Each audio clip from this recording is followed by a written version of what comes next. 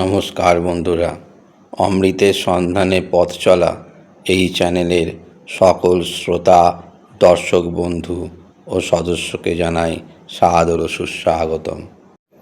সংসার আশ্রম সম্বন্ধে বলতে গিয়ে ঠাকুর শ্রীরামকৃষ্ণ তার ভক্তদের কাছে বলছেন, ঈশ্বরের ইচ্ছায় এই জগৎ সৃষ্টি হয়েছে। সৃষ্টির পর আদ্যাশক্তি জগতের ভিতরেই থাকেন, জগৎ প্রসব করেন, আবার জগতের মধ্যে থাকেন। বেদে আছে ঊর্ধ্বনাভির কথা, মাকড়সা আর তার জাল।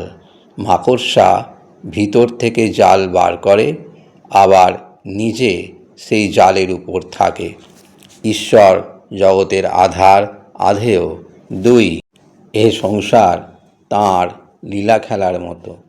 এই লীলায় সুখ দুঃখ, পাপ পুণ্য, জ্ঞান অজ্ঞান, ভালো মন্দ সব আছে।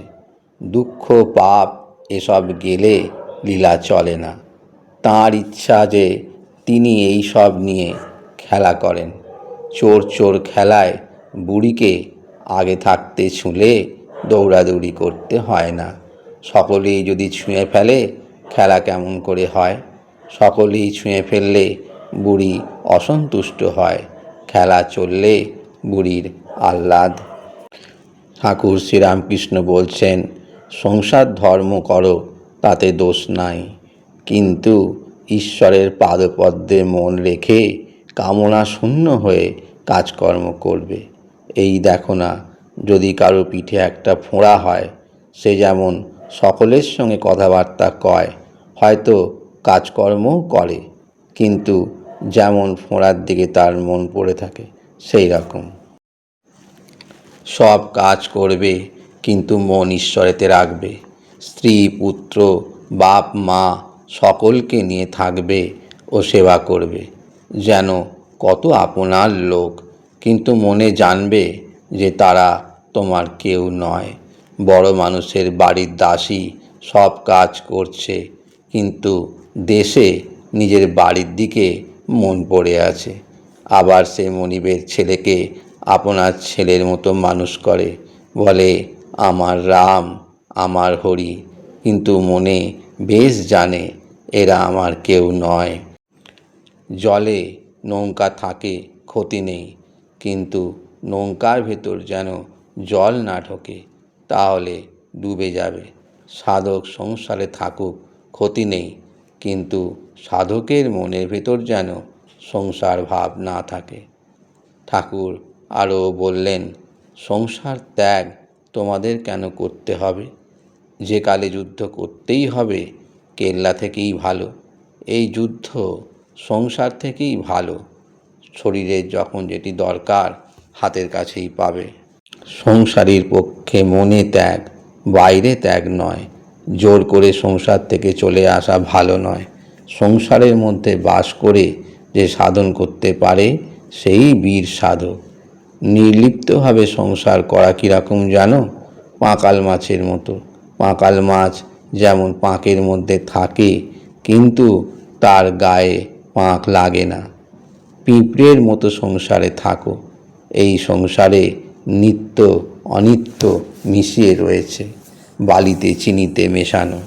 পিঁপড়ে হয়ে চিনি নেবে, জলে দুধে একসঙ্গে রয়েছে চিদানন্দ রস আর বিষয় রস। হংসের মতো দুধটুকু নিয়ে জলটি ত্যাগ করবে। গোলে মালে মাল আছে, গোল ছেড়ে মাল নেবে। ঠাকুর আমাদের বলছেন, সংসারী লোকের সর্বদাই সাধুসঙ্গ দরকার।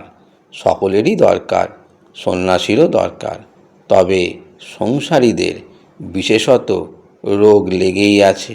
কামিনী কাঞ্চনের মধ্যে সর্বদা থাকতে হয়। সাধু ঈশ্বরের সঙ্গে আলাপ করিয়ে দেন। সৎসঙ্গ সর্বদাই দরকার।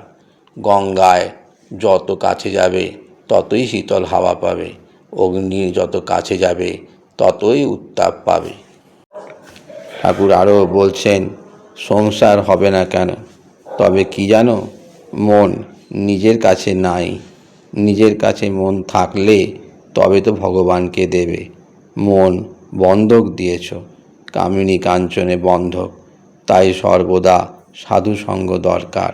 মন নিজের কাছে এলে তবে সাধন ভজন হবে। সর্বদা গুরুর সঙ্গ, গুরুর সেবা, সাধু সঙ্গ প্রয়োজন।